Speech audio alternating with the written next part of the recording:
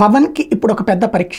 మొన్న మధ్యం తను పంచాయతీరాజ్ శాఖ మంత్రి అయిన తర్వాత, గ్రామీణాభివృద్ధి పంచాయతీరాజ్ శాఖ మంత్రి అయిన తర్వాత 200 కోట్లు ఏదో డబ్బులు రిలీజ్ చేశారు అని చెప్పారు పంచాయతీలకి అన్నటువంటిది. అయితే ఆ తర్వాత పవన్ కళ్యాణ్ స్వయంగా కూర్చుని ఓకే చేయించింది.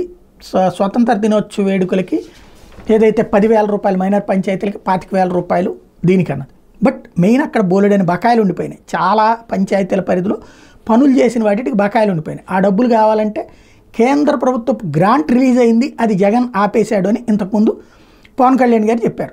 ఇప్పుడు 2.5 నెలలు అయిపోయింది, ఇంతవరకు ఆ డబ్బులు వెళ్ళట్లా. ఇప్పుడు ఆ రోజుల్లో అది ఆపినటువంటి వైఎస్ఆర్ కాంగ్రెస్ పార్టీ వాళ్ళకి సంబంధించిన అధికారిక పత్రిక అయిన సాక్షి ఏదైతే 998 కోట్లు అంటే దాదాపు 1000 కోట్ల రూపాయలు ఎన్నికల నోటిఫికేషన్ తర్వాత 15వ ఆర్థిక సంఘ నిధులు విడుదలైన కోడ్ కారణంగా అప్పట్లో ఆగినాయి, అవి ఎందుకు రావట్లేదు అని రాసుకొచ్చింది. 998 కోట్లు అంటే 1000 కోట్ల రూపాయలు ఇప్పుడు పంచాయతీలకు రావాల్సినటువంటి డబ్బులు ఆగిపోయినాయి. పవన్ కళ్యాణ్ గారు ఇప్పుడు ఆ డబ్బుల్ని ఆయా పంచాయతీల్లోకి వేయించగలిగితే ఆయన పేరు జీవితకాలం గుర్తుపెట్టుకుంటారు. ఆ డబ్బులు గతంలో జగన్ దారి మళ్ళించాడు. ఎస్, ఇప్పుడు ఆల్రెడీ వచ్చేసినాయి ఆ డబ్బులు. మరి ఇప్పుడు దారి మళ్ళుతాయా? ఈయన తేగలుగుతారు. ఎందుకంటే మన 200 కోట్లే అన్నారు, అది కూడా వచ్చిందో లేదో తెలియదు. ఓవరాల్గా వస్తాయా లేదా చూడాల్సి ఉంది.